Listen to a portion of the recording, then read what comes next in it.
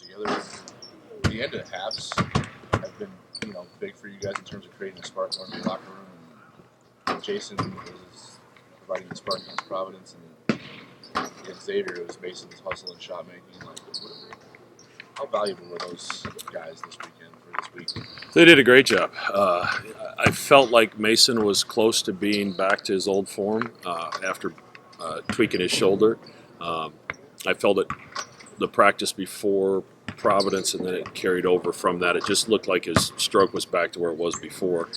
And Jason just keeps getting better. He's doing some really good things in practice, and as a result, he's earned some time. But those are critical points in the game, as it was against Butler when they made the little run and kind of snatched some momentum from us right before halftime. But we're going to need him to continue to play well. You mentioned Jason in practice. What specifically are those things, and what is his trajectory in the future of this program? Yeah, I mean, I think Jason's going to be a really, really good player. He missed, you could argue, it's probably the most important 6 weeks of the season. The last 3 weeks of practice and the first 3 weeks of games. You're adding so much stuff. There's so many reps that are important that time of year, and then you're playing some teams where you can play a lot of guys, and he wasn't available at that time. So he missed a lot, and basically it's his first year after redshirting last year. So it's taken him some time to catch up. But defensively and on the backboards, I think you see what he brings to the table. How hard is it for a guy in his position, his experience level, to stick with it like that and find his way into a rotation with a veteran group this late in the season? Well, I mean, I would hope, he's such a good young man that he gets it and he understands it. But he's continued to work, and were there times he was frustrated? I'm sure there were. But also in December and January, Mason and Isaac were playing at an extremely high level, so it was really hard to mess with the rotation at that point. But he's done some really, really good things in practice when he's on the scout team, and we've seen some strides in his game. And then when he's had opportunities, he's made some things happen with his movement and his ability to get to the offensive glass and rebound on the defensive end is something that's going to be needed for us as we move forward.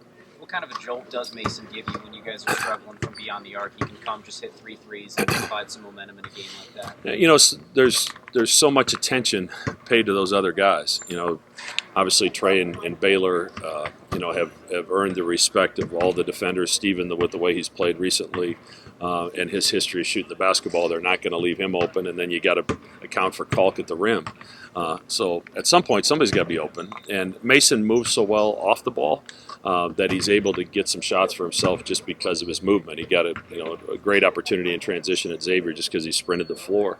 And he got Kalk a dunk on a different one because he sprinted the floor, something that doesn't show up on a stat sheet. So, hopefully that game Saturday gave him a little bit of confidence and can propel him to what I hope will be a strong end of the season.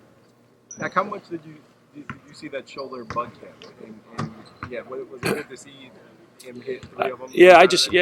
I thought his rotation was off. I thought his arc was off. And when you have an injury to your shooting shoulder, you also can't go get the reps to fix it. We had to really shut him down outside of what he was doing in practice. So I'm glad he got it back, and once he was healthy enough to get back in the gym, he fixed it on his own. What are the challenges of a mid-season role change like we're seeing with Isaac, and what does he need to work on to kind of stick at that spot moving forward down the season? Yeah, he's got to stay ready.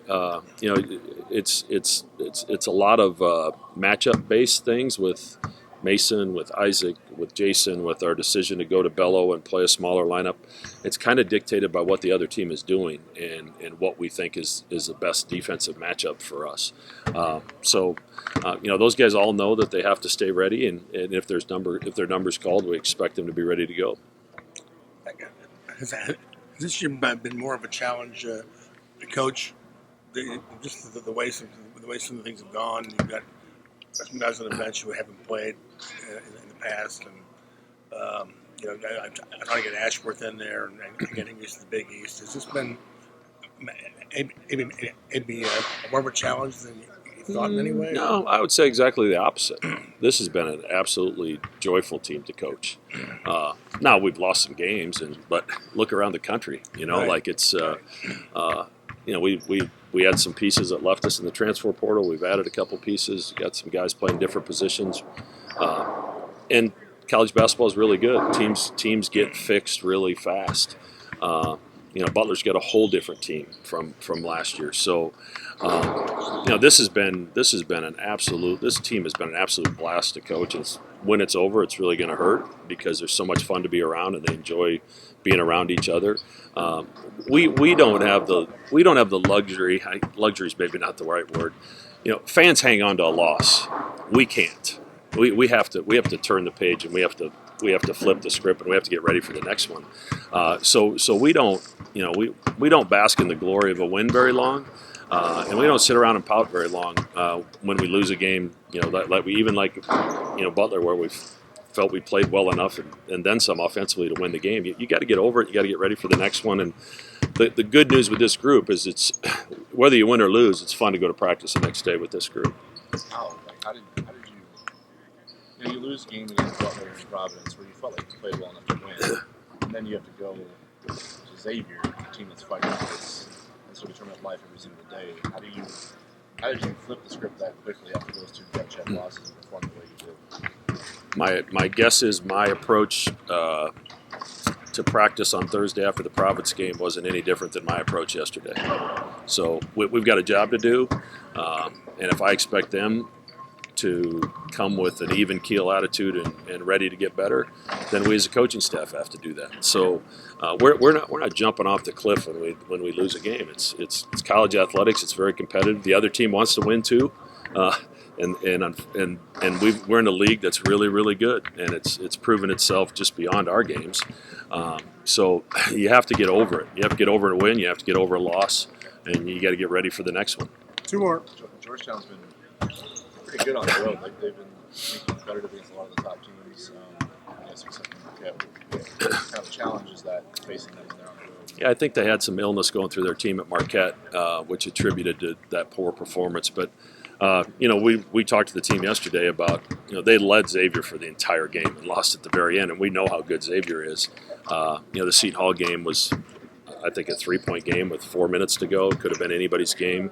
Coach Cooley does a heck of a job. He puts them in positions to get shots, and they have a lot of shot makers. It's not like they've got anybody you can sag off. Epps didn't play the first time we played. He's leading scorer in the conference. He's playing at a high level. Stiles has been their leading scorer over the last 5 games. He's playing at a high level. And Masood can step out there and shoot it, and Cook's as good offensive rebounder as there is in the country. So we have to get stops. We have to get out and transition. We've got to locate their shooters, but I hope our guys are mature enough to understand that we better respect this opponent because they'll come in here with nothing to lose and give us a heck of a game. I'm Greg. Your son Tom. going back to Indiana. What do you think of that? I was on the phone a lot Thursday with him and his agent, going through the scenarios. But he's really excited. I sensed true excitement in his voice when he called me and told me about the opportunity. I think the fact that he played for Coach Carlisle in Dallas, whatever that was, 6 years ago, the last 25 games of the season, and in some ways, Coach Carlisle kind of unlocked Doug. Shot over 50% from the three-point line during that stretch and averaged in double figures. Then he's going back to a place where he played maybe some of his best basketball in the NBA, and Miles Turner and T.J. O'Connell, who's his best friend in the NBA, are still there. All the staff is the same in terms of the trainers and the strength people. So he's excited to be back, excited to be on hopefully a playoff team, and hopefully he can carve himself out a role there. Thanks. Thank you. Why is he a Niners fan? What's that? Why is He's he been a a Niners fan? Harbaugh. He's a big Harbaugh guy. He's not very happy today.